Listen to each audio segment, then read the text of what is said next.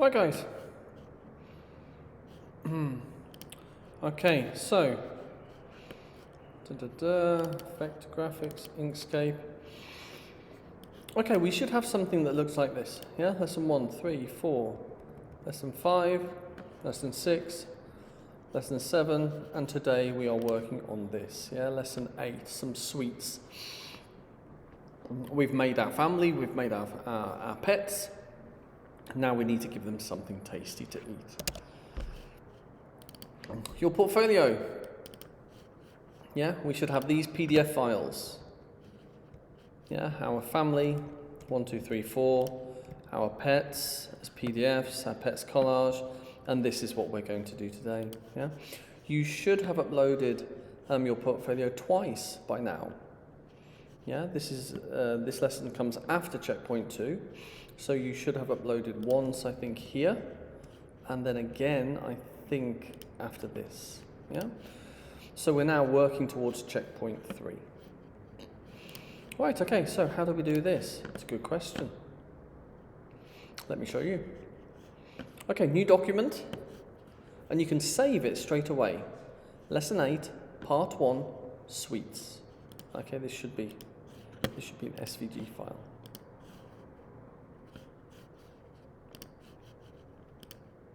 Okay, lesson 8, part 1, sweets.svg. Okay, so let's go ahead and get started. First of all, we want some shapes that look like this. You might have guessed that already. To make it a nice color. And this looks like it's a little bit see-through, so let me just go ahead. Here we go, the alpha channel. Let's make sure that that's at 100%. Command D. Okay, we need 3 of these. 1, 2, 3. We can give them different colors. It's helpful to give them different colors because then we can see what we're doing. We can select them all. We can object, align and distribute. And we can align them to the left and we can distribute them evenly. Now these are too far apart. Yeah? So I want these closer together. Something like that. Yeah? Now that I've done that, let me distribute them again and let me align them again.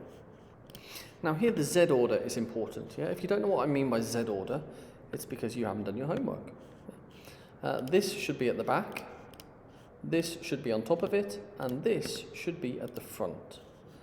Okay, so we can use these buttons up here to change our Z order. Okay, so top, middle, and bottom. This one is at the back, this one's in the middle, and this is at the front. Now that we've done that, and now that we've got this far, we can select the first 2. Select the first 2, and we go path, and we go difference. And that gives us this band. So far, so good. Select these objects. And now path division. Okay, we've not used division before. And when we do that, we find that we've now got these 3 component parts. And this is a good time to color them again. Any colors you want. Good.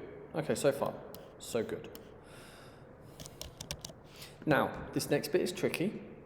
Listen carefully and pay attention. Okay, this bit is tricky. So, we're going to group these. We're going to duplicate it. Okay, so now there's 2 of them. We are going to ungroup what we've duplicated. And then path union. Okay, and that gives us something like this. Let me work over here a little bit. When we've done that, we need to duplicate this. Okay, so now we've got 3 copies. Let's give this a different color to make it easier to work with. There we go. So this is a single object, this is a single object, these are all single objects. Right, let me put these back on top of each other, it doesn't matter which order, as long as the colour for one is at the back. This one, no, this one needs to be at the back, and then it doesn't matter which order they go on after that. Let's make sure they're on top of each other. Object, align and distribute. Distribute them horizontally, distribute them vertically. Good. Now, selecting the top one, I'm going to hold down Shift, and using this arrow here, I'm going to move that in. There we go. You can move it in more if you want a stronger shadow, a bigger shadow, or you can move it in less if you just want a smaller shadow. Done. Now, this is important, listen carefully. Select the inside one first, hold down Shift, select the outside one. Then we are going Path, Difference. Now we've got these two objects, Object 1 here and Object 2 here. Select everything, and we want to break this apart. Path, break apart. We can also do it from here, I think. Now that we've done that, we've now got 3 objects. Yeah, 1, 2, 3. Put that back together. This one, right click, fill and stroke.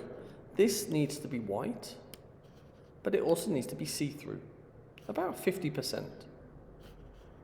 This one needs to be black, but it also needs to be see-through, again, about 50%. Yeah? And there we go, we're very close to being finished. If you want to change the colours at this point, you can right-click, ungroup, and then you can change whatever colours you want. Yeah? That's quite nice. What I've done here, I've played about with the gradient fill. Yeah, so it goes from colour 1 to colour 2 to colour 3 in a nice smooth movement. Here we can see 3 separate colours. Well, yes, 3 separate colours. Here, colour 1 blending into colour 2, blending into colour 3. Let me show you how I did that. So, how did I do that? Fill and stroke. Change it to a gradient. Now gradients run from left to right. But what we can do is we can change it so that they run top to bottom. Yeah? So I clicked on this tool here, Edit Nodes by Path. We've used this a lot. This is my starting colour. This is my ending colour. If I click on this, I can use my pipette tool to change the ending colour. That's not what I want, but there's an easy fix. I can just switch those around. Yeah, so from colour 1 down seamlessly into colour 2, and this is colour 3. I want to do the same here. So edit path by nodes, gradient fill, strongest red at the bottom, going up to my colour 2. My colour 2 pipette is going to be this purple, and there we go. From a white down to a purple, down to a beautiful red. And that looks very similar to this. That looks quite nice. When I've done that, I can right click, my selection tool. When I've done that, I can right click and I can group them. And then if I want to duplicate them, I can just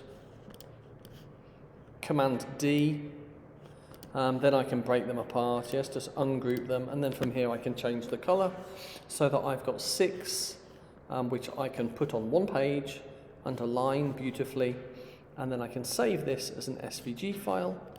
I can save it again as a PDF file, and I can add it to the last page, or the penultimate page. This is the last page.